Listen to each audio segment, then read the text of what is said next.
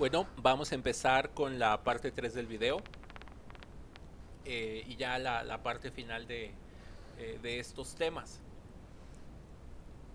Vamos a empezar con las leyes de los signos. Entonces, primera cuestión, las leyes de los signos no son axiomas, es decir, no son cosas tan evidentes o tan sencillas y por lo tanto se necesitan probar.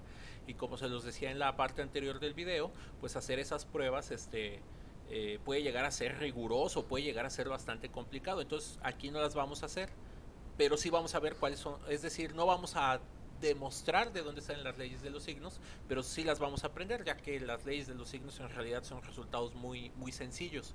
Entonces, por ahí hay resultados sencillos que a veces son muy difíciles de obtener. Digo, aunque eso suene un poco extraño. Si alguien tiene curiosidad de ver de dónde salen estas leyes de los signos, por ejemplo, de por qué menos por menos es más, utilizando únicamente los axiomas, hay un libro que se llama Calculus de Michael Spivak, ¿sí?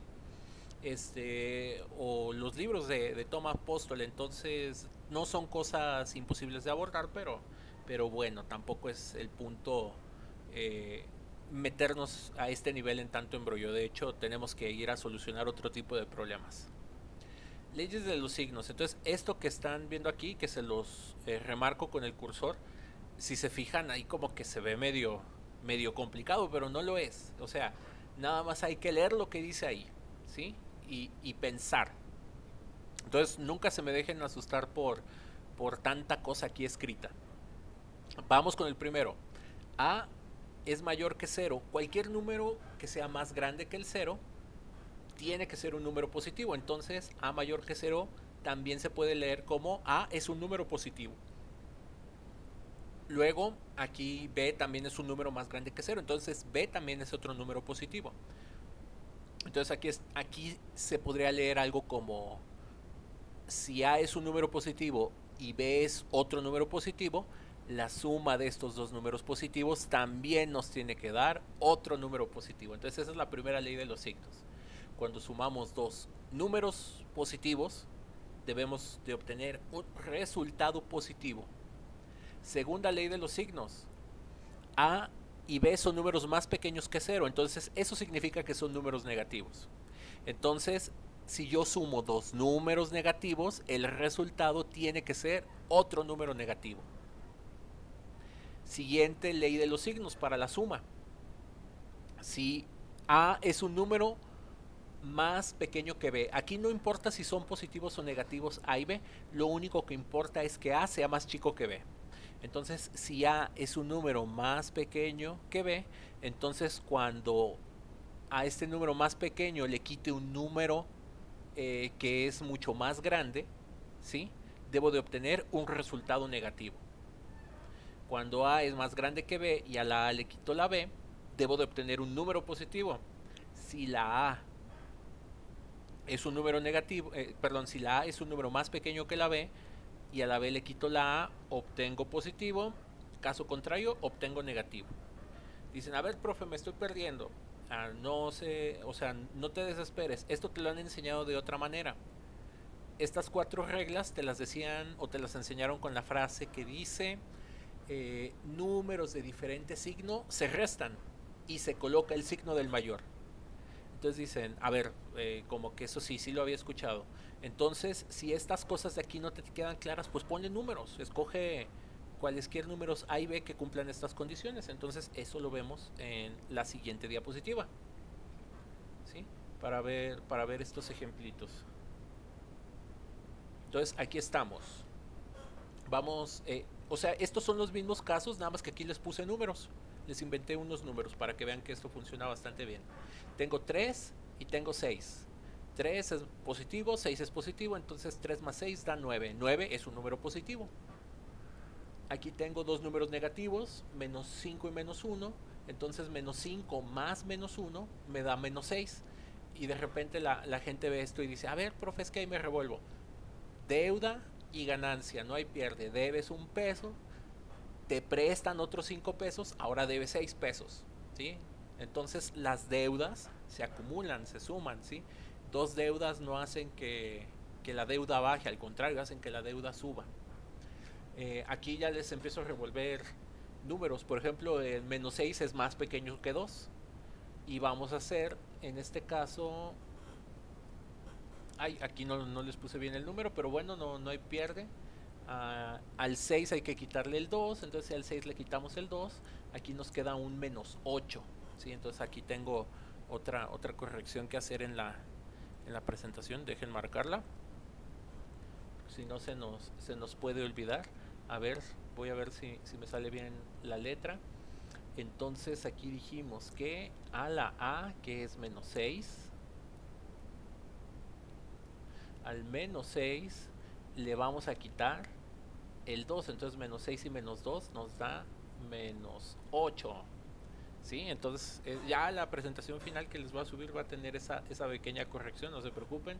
Aquí tengo número menos 1 y menos 4. Menos 1 es más pequeño, es más grande que menos 4, es decir, es mejor de ver un peso que de ver 4. ¿Sí? Entonces por eso esta situación es más favorable, por eso le ponemos el mayor que. Entonces aquí a este le vamos a quitar el de acá. Entonces yo debo un peso y alguien me va a quitar una deuda.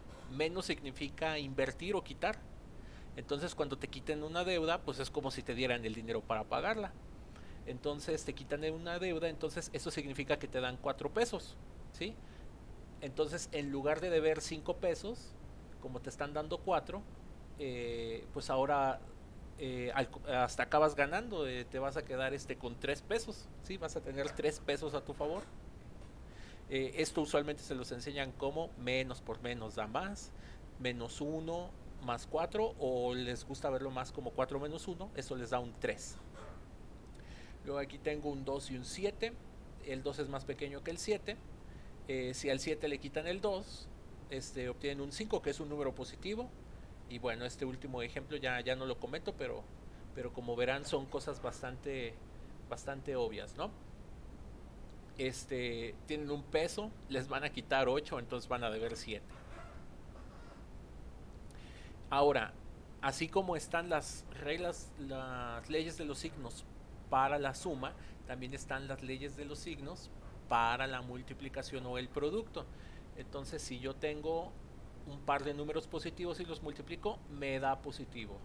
Tengo dos números negativos y los multiplico, me tiene que dar número positivo. Este resultado es medio antiintuitivo, pero ahorita se los vamos a enseñar de una forma que les va a quedar bastante clara.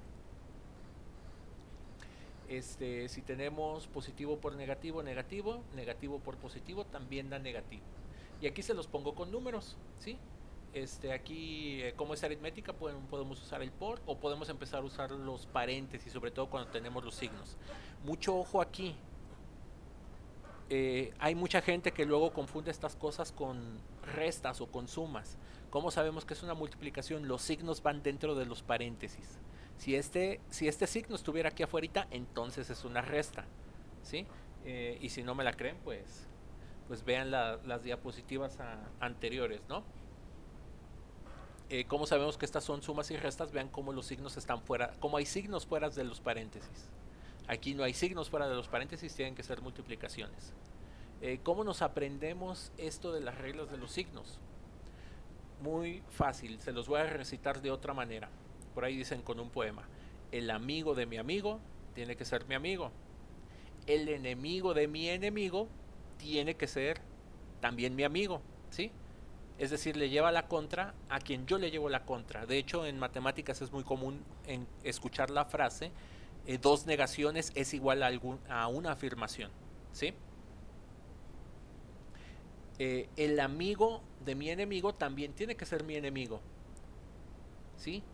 Y el enemigo de uno de mis amigos, pues bueno, por lealtad también tiene que ser mi enemigo. Entonces, consejo final: la matemática es un idioma, ¿sí? No lo vean como una materia, es un idioma. Y si un idioma tú no lo hablas, se te olvida. Entre más se habla un idioma, también lo vas a poder utilizar mejor. Y bueno, como ocurre con los idiomas, todo el tiempo aparecen nuevas palabras, puedes hacer metáforas, puedes contar historias. De hecho, te pueden alburear. El idioma puede llegar a ser sarcástico y vulgar, puede ser ofensivo. Pero bueno, así es el idioma, ¿no? Y también con las matemáticas pasa. Solo les aconsejo practiquen, practiquen y practiquen mucho. Y entre más practiquen y se vayan familiarizando con todo esto que les estamos contando y explicando, es la única forma en la que ustedes se pueden hacer buenos en matemáticas. No hay más, hay que practicar, practicar y practicar hasta que adquieras ese nivel de dominio que tú requieres.